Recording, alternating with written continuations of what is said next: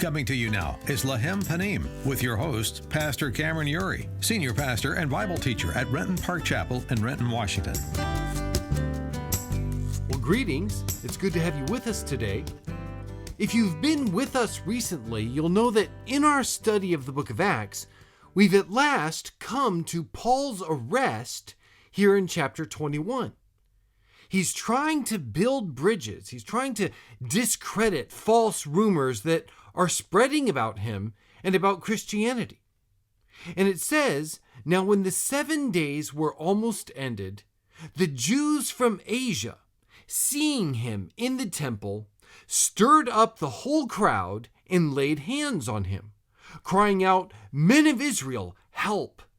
This is the man who teaches all men everywhere against the people, the law, and this place.' And furthermore, he also brought Greeks into the temple and has defiled this holy place." For they had previously seen Trophimus the Ephesian with him in the city, whom they supposed that Paul had brought into the temple.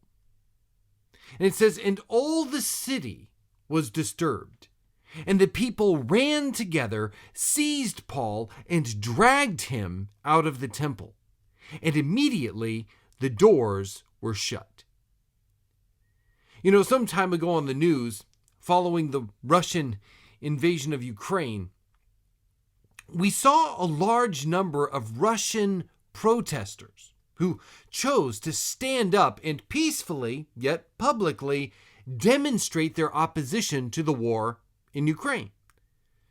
Now, of course, they don't have freedom of speech like we do here in the U.S., and so Putin has been having these people quickly arrested, sometimes beaten, and then carried away to prison, where many of them could spend up to 10 years.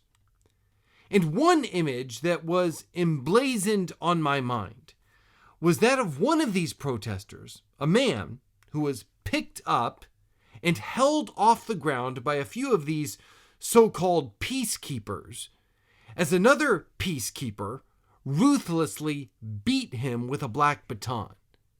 And the man was being held in such a way he couldn't even cover himself to protect himself or shield himself. All he could do was just sit there or be held there and be struck again and again. Well, that's the condition that we find Paul in at the opening of our passage today. The unbelieving Jews, they've stirred the crowd into an absolute frenzy, and they're beating Paul mercilessly. And they have no intention of stopping. They are intending to beat Paul to death. No trial, no imprisonment. No, they want Paul dead. Paul and the message that he bore was, in their minds, too dangerous for him to be allowed to live. Now, thankfully, God intervened before they're able to carry out their plan. It says, "Now, as they were seeking to kill him, news came to the commander of the garrison that all Jerusalem was in an uproar." Now, around the temple was built Fort Antonia, and they were supervising constantly to make sure that no riot would break out in Jerusalem, and especially the temple. And the commander of the troops at this time, he was a man by the name of Claudius Lysias. He was a commander of a regiment, which was a special group, part of a legion of Roman soldiers. And he was the senior Roman official in Jerusalem. In fact, the word commander, Greek, kiliarch, it means that he was responsible for 1,000 soldiers, a regiment. And so he was stationed at the fortress of Antonia. And it says in verse 32, "He immediately took soldiers and centurions and ran down to them. And when they saw the commander and the soldiers, they stopped beating Paul." Now you can imagine how badly shaken, battered, and bruised Paul is at this point. He probably had to be picked up off the ground. But he's obviously a great physical threat to everybody around him, because it says, "Then the commander came near and took him and commanded him to be bound with 2 chains. I mean, it's pretty ridiculous. And then it says, and he asked who he was and what he had done. And some among the multitude cried one thing, and some another. And by the way, it's so interesting here how the initial instigators of all of this are now curiously absent. They've stirred the pot, and of course they are the true cause of the riot, but now they seem to have withdrawn. So you have this mob, this large body without a head, it doesn't even know why they're there. And because of that, the commander, he can't figure out either who Paul is or what he's supposedly done. And so it says, so when he could not ascertain the truth because of the tumult, he commanded him to be taken into the barracks. When he reached the stairs, he had to be carried by the soldiers because of the violence of the mob. For the multitude of the people followed after, crying, "Away with him!" Then, as Paul was about to be led into the barracks, he said to the commander, "May I speak to you?" And he replied, "Can you speak Greek?" I mean, this surprised the commander because Greek was the language of cultured, educated men, not common criminals, as he had at first assumed Paul to be. And it was an indication that he was from out of town. And yet Paul, he could be a troublemaker from somewhere else. Greek was very commonly spoken in Egypt. And so Lysias thinks he may be the then well-known Egyptian troublemaker. And so he asks Paul, "Are you not the Egyptian who some time ago stirred up a rebellion and led the 4,000 assassins out into the wilderness?" Now, this Egyptian to whom the commander is referring had tried to lead a revolt against Rome. He had taken a large number of people up to the Mount of Olives and promised that the walls of Jerusalem would fall at his command and that the Romans would be driven out. However, Governor Felix, he swept in with a whole bunch of Roman troops, routed the Egyptian and his followers, and so many of them were killed. But the Egyptian escaped. And so the commander had thought, probably because of the violent animosity of the crowd, that Paul was this Egyptian. Now, Lysias describes the followers of this Egyptian as assassins. And these assassins that he's referring to were actually a terrorist group that had arisen during the time when Felix was governor. Their strong Jewish nationalism, it caused them to fiercely set themselves against not only Rome, but also against those of the Jews who collaborated with Rome. And the latter were in fact the primary targets of these assassins. Now, the word assassin, sicarion, it actually derives from the Latin word for dagger, sica. And that was for a good reason, because what these assassins would do is they would mingle with the crowds and quickly and stealthily stab their victims. And after that, they would do one of two things.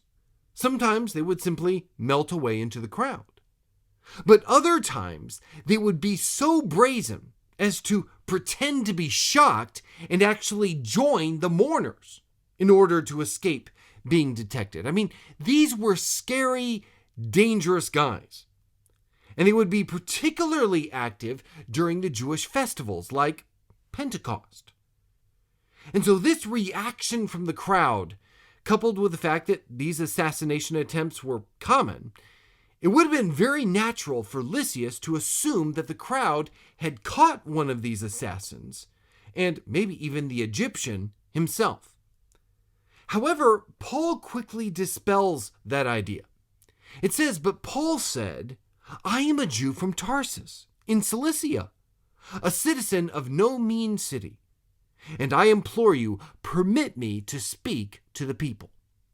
So when he had given him permission, Paul stood on the stairs and motioned with his hand to the people. And when there was a great silence, he spoke to them in the Hebrew language, saying, Brethren and fathers, hear my defense before you now. And when they heard that he spoke to them in the Hebrew language, they kept all the more silent. Now, speaking to them in their own tongue, it caused them to get even more quiet because it showed them that he was likely not a diaspora collaborator with the Gentiles, who many of them had supposed him to be. And he addresses them in words that show solidarity with them. I mean, he calls them brethren and fathers, just as Stephen had done back in chapter 7. And here Paul says, hear my defense. And the Greek word here is apologia. Paul is making an apology for the Christian faith. Now, that doesn't mean what it would mean today, that he's saying, I'm sorry. No, apology comes from the Greek word apologia. And it means to make a defense or to state the case for. In fact, it's where we get our word apologetics. And that's what's behind the admonition in 1 Peter 3:15, to be ready to give an answer to every man who asks you to give a reason for the hope that you have. Well, that's what we see Paul doing and throughout the remainder of the book of Acts.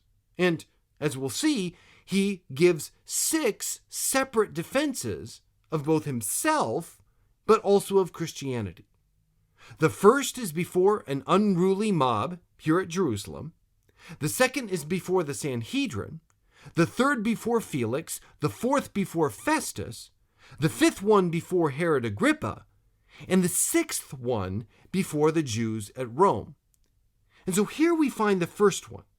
He stands on the stairs and he makes his apologia to the people in their own language.